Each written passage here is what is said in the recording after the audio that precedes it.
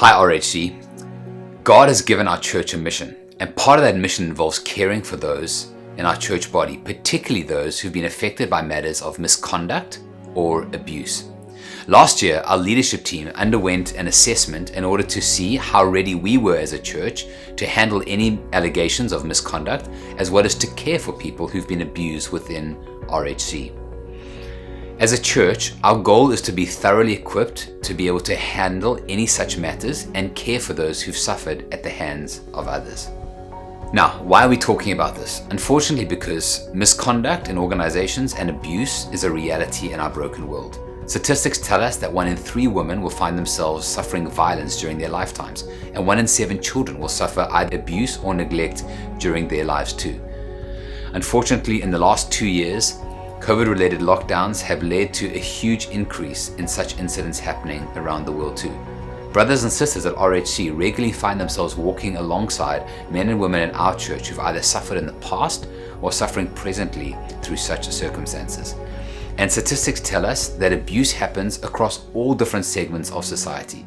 This is across socioeconomic lines, educational levels, racial lines, marital lines, and religious lines too.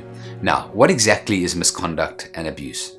Misconduct refers to any illegal activity or any activity that breaches an organization's code of conduct. For a church like us, that would include guidelines that the Bible gives us for how we should conduct ourselves. Abuse is defined as any pattern of behavior that occurs within a power imbalance which results in harming, exploiting, or controlling an individual. And abuse can happen physically, sexually, spiritually, emotionally, and financially. As followers of Jesus, we really must take seriously any incidences of abuse against image bearers of God.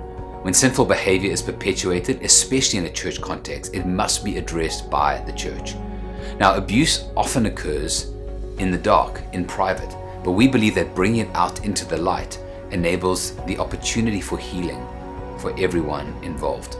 What we want at RHC is to build a culture where we are a safe place and a refuge for those who have suffered, as well as a place where all people can be restored to. In the light of all this, there are 2 things that RHC has recently done that I want to let you know about. Firstly, RHC pastors and employees have undergone training on responding to issues of abuse and misconduct, particularly with a trauma-informed lens. In addition, ministry leaders and volunteers for our more vulnerable populations at RHC, like for example kidsmen and youth, undergo safeguarding training, and they also are regularly refreshed on our ministry policies, standards of conduct, and incidents reporting processes. The second thing is that we've also formed a volunteer abuse response team to provide the RHC community with assistance in instances of abuse.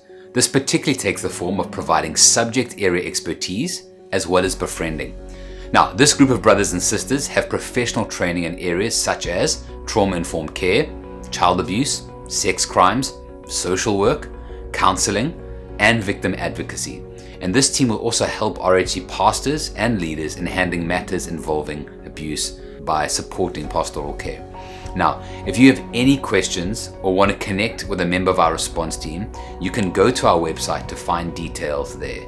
In addition to this, as pastors, we would love to speak to anyone who would either like to share anything that you've been through with us or otherwise just ask questions about what I've shared with you today.